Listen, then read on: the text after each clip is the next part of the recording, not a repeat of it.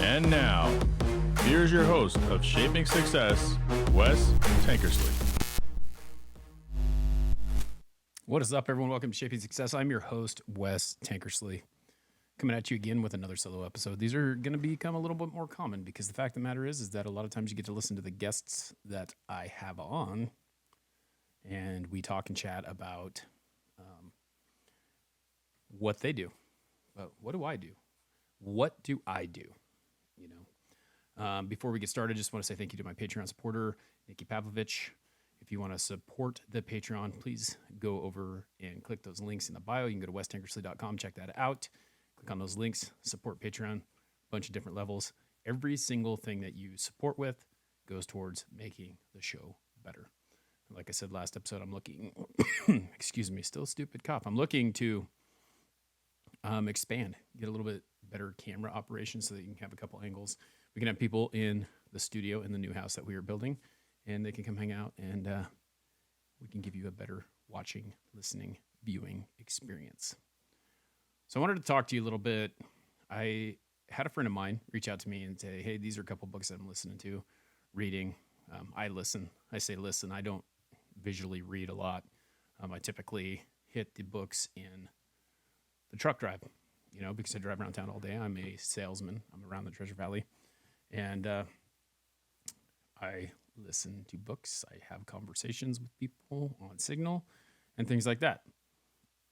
And he reached out and he told me about a book called The Go-Giver. Really good book.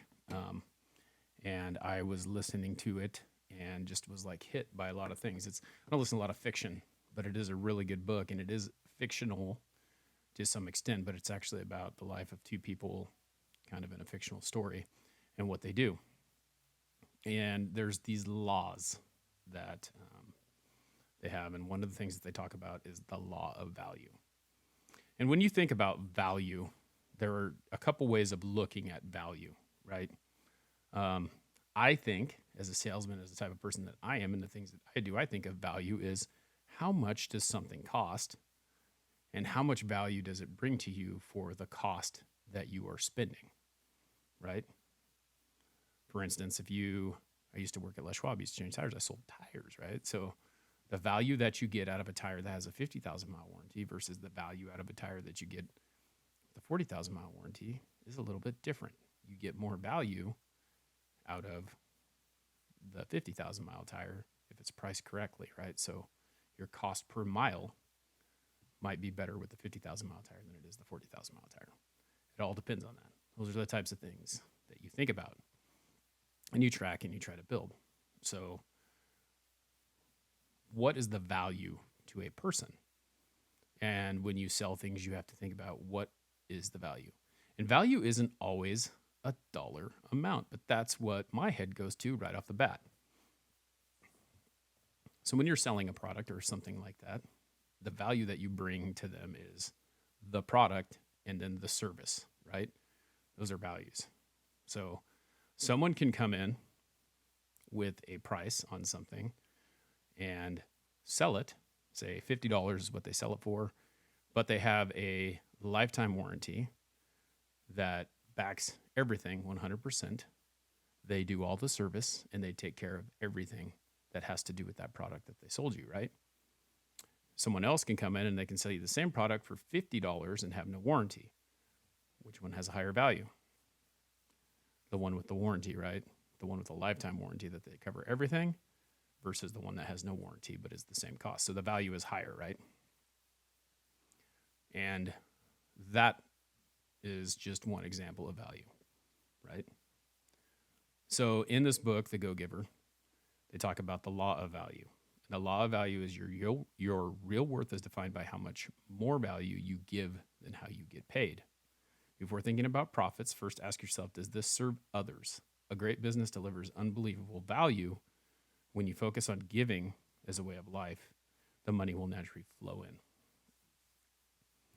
I've told you many times that this show is about teaching, is about making people better, about showing them that they can do more than what they think they can.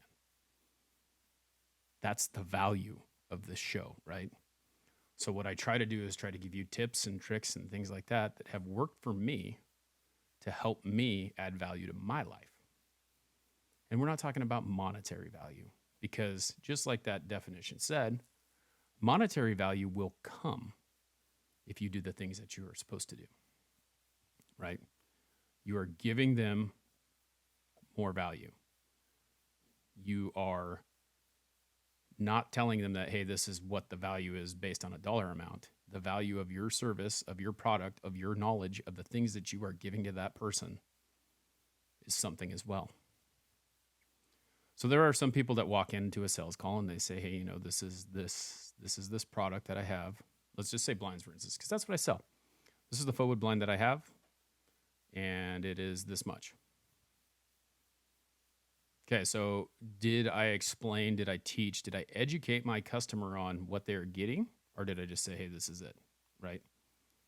Now, you can walk into a customer's house and you can educate them, hey, I want to get these blinds because I feel like I need something that will help, shield me from the sun, give me a little insulation, stuff like that. Your job is my job as a salesman is to educate you. Okay, so you want insulation value, you want something a little bit better. This product is great, but it may not suit the needs that you're looking for. And then you explain why. This isn't something that is insulating. This is something that is heavy. This is something that doesn't open and close very easily. I have this other product. It actually has an insulating value. It goes up and down a little bit easier. We have lifetime warranty on everything we sell, but I feel like you're going to get a little bit more value out of this product than you are the other product, right? So no matter what you do, if you look at your job as an educator, if you're a salesman or anything that you do, you're going to reap greater rewards. We talked last week about life is not transactional. It's not an eye for an eye, a tooth for a tooth. And I think that a lot of people get lost in the fact that they can help other people and it doesn't cost them anything. Oftentimes we get stuck in the fact that if I help so-and-so be better, then that helps me to lose my opportunity to be better. And they hold the knowledge that they have close to them, because if they share their knowledge, then that other person will overpower them and take them. The more someone else knows, the more they know compared to you, the better off they are, and you're going to get pushed down. And I've never lived my life that way. I've always lived my life to the standard that if I know something, if I have some knowledge, if I can connect someone with someone that can help them, I'm going to do that. Because a lot of times we think there's not enough pie to go around. There's not enough information to give out. It's like the more information I give you, the more you're going to advance and the more I'm going to be left behind. I have all the secrets, right? The fact of the matter is that if you give, you will receive. I spent my whole life thinking of the glass as half empty so that if something good happened, I would reap the rewards of something good happening. And I would be happy because something good happened, but I was expecting something bad to happen, right? Great conversation I had today with someone about that.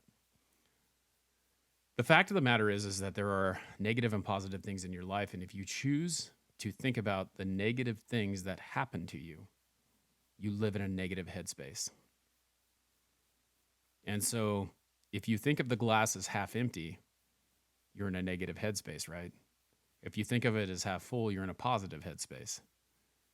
If you wake up in the morning and you have a positive start to your day and you have a positive headspace, things will go much further. Think about things that cost you money. Think about your car payment, if you have one. Think about your phone bill, if you have one. Think about your electric bill, if you have one. Those things all cost money. We sit there and we look at them in a negative light. And when we talk about negative things like that, it becomes a negative situation. My house cost me this much. What does your house afford you? What does your house afford you? You have shelter from the rain. You have a warm place to stay. Hopefully you have a bed to sleep in. It gives you a place to put your things so no one can take them. It gives you a place to park your car inside the garage if you have one. There are so many good things that come from that. And you can sit there and live in the negative about that and say, well, I got to pay this bill. It costs me money. I got to go to work. I got to work to pay this bill. I don't want to work. I don't want to do this. I don't want to do that. Blah, blah, blah, blah, blah. Like, you can totally tear it down and just get into a negative headspace. When you start to realize that there are places that you can go because you can park your car inside the garage, or because you have heat, or because you have fuel in your car to go somewhere. Once you start realizing that those things are a positive thing, even though they cost you money, they provide you with something, right? So I've tried really hard lately to start thinking about that in a different way. I'm providing value to my customers. I am thankful that I have my customers. Sometimes you walk into a house and you think, oh man, this guy isn't going to buy anything from me, blah, blah, blah, blah, blah, whatever. But you didn't have the opportunity to be in that house for the chance to make the money that you need to pay your phone bill, to pay your car bill, without that customer. They came to you, they looked for you, they sought you out. Now, what value can you give them so that they can give you value back? Be valuable to your people. Be valuable to your people. What is value? Okay. The next thing that this book talks about is the law of compensation. Okay. Your income is decided by the number of people you serve and how well you serve them. The bigger your impact, the more money you actually earn. One of the hardest things to do when you're in a sales job or anything that you're doing is trying to figure out what you gain, or stop thinking about what you gain by doing the right thing, right? Integrity, doing the right thing when no one's looking, right? That's a tough thing. I've walked into customers' houses and they've told me that they want something new, but they don't want to pay for it. I've looked at, they just can't afford it right now. I've looked at their product. They need to have it though. Like, they've got to have it, right? So I look at their shade. It's got a broken string or something like that. Now, I could very well sell them a brand new shade, but they may be able to get that repaired. And I've had customers that I've walked into. I'm a salesman, right? Like, I'm doing the right thing because I'm going in there. I'm like, I don't think there's nothing wrong with the shade other than the string is broken, and that could be restrung. I can't do that, but here's a number of someone who can do that for you. It's going to cost you a lot less than a shade, buying a new one. But this is the right thing to do. You've given them that value, and later on, when they actually do need something, they may call you or they may refer you because they remember that you took care of them. And I've had that happen multiple times. So the bigger the impact, the more money you actually earn. And once you start, one of the things that I thought about, is once I stopped thinking about money and started just thinking about how I could serve people and how I could help them, more money came. And that's something to think about. Like, if you spend your whole time thinking about how much more money can I get? How can I get this money? What am I going to get this money? What am I going to do? Are you going to be happy or are you going to be miserable? Because oftentimes you are completely lost. You don't get what you're looking for. It doesn't happen. If I thought about my closing ratio every single time I went into a sale, I probably wouldn't sell anything. If I looked at the price that it cost for the product that I sold and thought, oh my God, who's going to pay for this? I probably wouldn't sell anything. So you have to have that confidence. You have to be willing to work for it. You have to be willing to understand that if you do the best that you can, no matter what, if you walk in there and you give them everything you got and you still don't get it, another one will come. You're going to be on the right path. Things will happen in the pattern that they are supposed to happen. Do the work. Do it over and over again.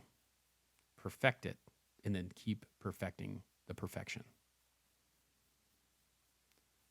little bit shorter one, but you know what? I'm thankful to be able to have this outlet to be able to hop on here to talk about this. There are 3 other laws that I want to talk to you about in this book, and we probably will next week. I'll hit you up on those a little bit more and just kind of explain it to you. It's a really good book that, I highly suggest that you check out. The book is called The Go-Giver, and it's by Bob Burg and John David Mann. You should go check it out. Are you a go-giver or a go-getter? Till next time, I challenge you to find the shape of your success.